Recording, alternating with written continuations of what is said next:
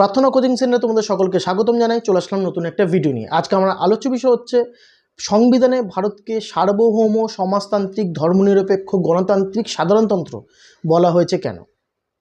মূল সংবিধানে কিন্তু ভারতকে সার্বভৌম, গণতান্ত্রিক, সাধারণতন্ত্র বলে উল্লেখ করা হয়েছিল।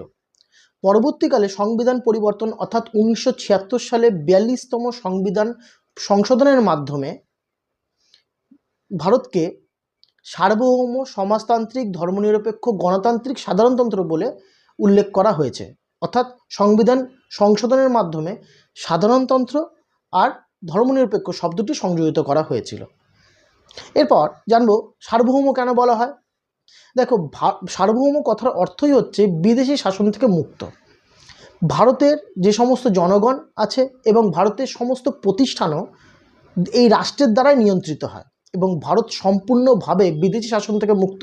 কেন? ভারতের যে সরকার তিনিও ভারতীয়, তাহলে সম্পূর্ণভাবে বিদেশি শাসন থেকে মুক্ত, যার ফলে ভারতকে সার্বভৌম বলা হয়। এরপর ভারতের সংবিধানে সাধারণতন্ত্র শব্দটি সংযোজিত করা হয়েছে।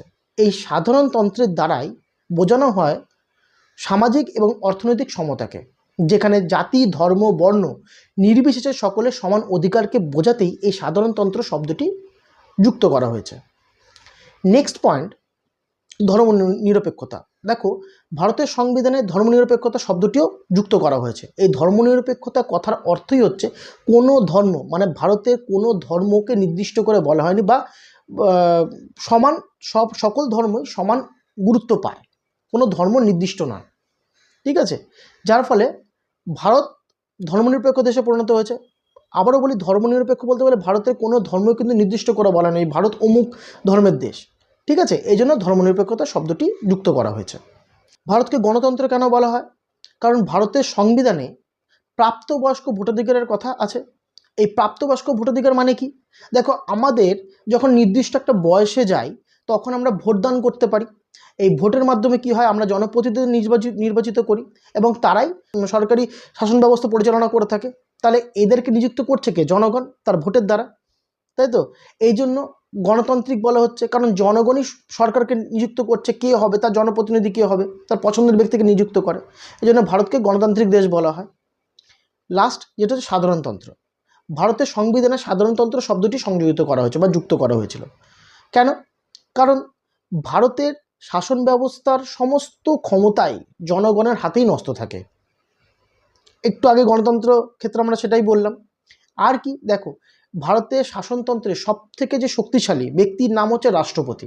এই রাষ্ট্রপতির পদটাও কিন্তু বংশানুক্রমিক নয়, অর্থাৎ নিয়োগের দ্বারা। কে নিয়োগ করে? জনগণ। তবে হ্যাঁ, জনগণ কিন্তু রাষ্ট্রপতিদের পরোক্ষভাবে নির্বাচিত করে। এটা অন্য টপিক, এটা নিয়ে পরে নিয়ে বিশ্লেষণ করব।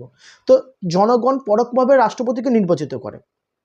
ঠিক আছে, তাহলে দেখো, সব থেকে শক্তিশালী যে ব্যক্তি বা সব থেকে ক্ষমতাবান যে ব্যক্তি, তাকেও জনগণ নিযুক্ত করছে। তাহলে এই সমস্ত ক্ষমতা কার হাতে নষ্ট? জনগণের হাতে নষ্ট।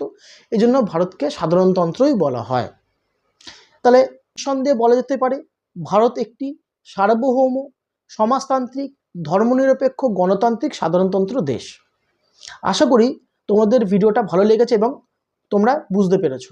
আমি সহজভাবে এইগুলোকে তোমাদের সামনে উপস্থাপন করলাম। যদি ভিডিওটা ভালো লেগে থাকে তাহলে অবশ্যই লাইক করো, শেয়ার করো আর কমেন্ট করো। আর স্ক্রিনে দেওয়া রয়েছে আমার নাম্বার, যদি কেউ আমার কাছে অনলাইন বা অফলাইন পড়তে চাও তাহলে যোগাযোগ করতে পারো। দেখা হচ্ছে নতুন একটা ভিডিও নিয়ে। ভালো থেকো, ধন্যবাদ।